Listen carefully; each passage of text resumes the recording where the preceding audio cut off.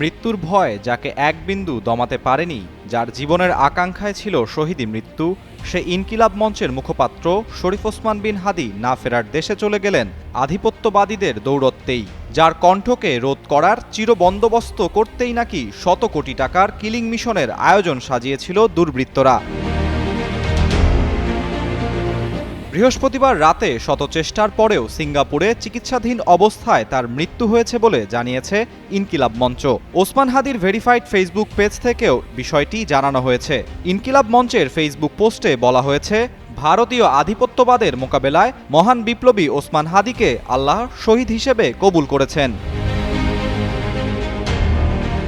যে হাদি দেখিয়েছিল নির্বাচন ঘিরে কালো টাকার দৌরত্ব ছাড়াও কিভাবে মানুষের ভালোবাসায় সিক্ত হয়ে মানুষের কাছে যেতে হয়, তাই তো নিজের অর্থে নয় বরং মানুষের অনুদানে প্রচারণা চালিয়ে যাচ্ছিলেন তিনি।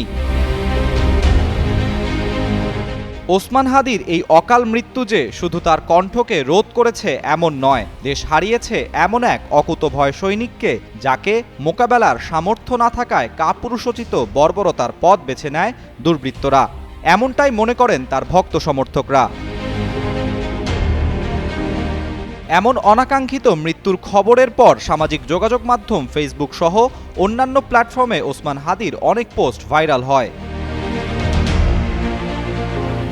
ওসমান হাদির মৃত্যুর দিনে তার দেওয়া একটি পোস্ট খুব বেশি ভাইরাল হয়, যেখানে হাদি লিখেছিলেন, মৃত্যুর ফয়সালা জমিনে নয় আসমানে হয়, আমি চলে গেলে আমার সন্তান লড়বে, তার সন্তান লড়বে, যুগ হতে যুগান্তরে আজাদের সন্তানরা স্বাধীনতার পতাকা সমুন্নত রাখবেই।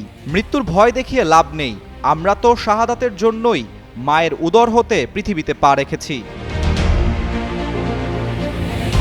আরও একটি পোস্ট ব্যাপক ভাইরাল ও রিপোস্ট হচ্ছে, যেটিতে হাদি লিখেছিলেন, হারাম খাইয়া আমি এত মোটাতাজা হই নাই, যাতে আমার স্পেশাল কফিন লাগবে।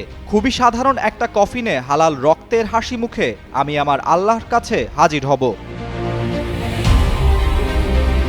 ত্রয়োদশ জাতীয় সংসদ নির্বাচন ও গণভোটের তফসিল ঘোষণার পরদিন গেল 12 ডিসেম্বর দুপুরে ঢাকার পুরানা পল্টনের বক্স কালভার্ট রোডে মাথায় গুলিবিদ্ধ হন ওসমান হাদি। মাথায় গুলিবিদ্ধ অবস্থায় তাকে প্রথমে ঢাকা মেডিকেল কলেজ হাসপাতালে নেওয়া হয়, পরে অবস্থার অবনতি হলে তাকে রাজধানীর একটি বেসরকারি হাসপাতালে স্থানান্তর করা হয়। উন্নত চিকিৎসার জন্য সরকারের উদ্যোগে তাকে গত সোমবার এয়ার অ্যাম্বুলেন্সে করে সিঙ্গাপুর নেওয়া হয়। আরাফাত ইসলাম, যুগান্তর নিউজ।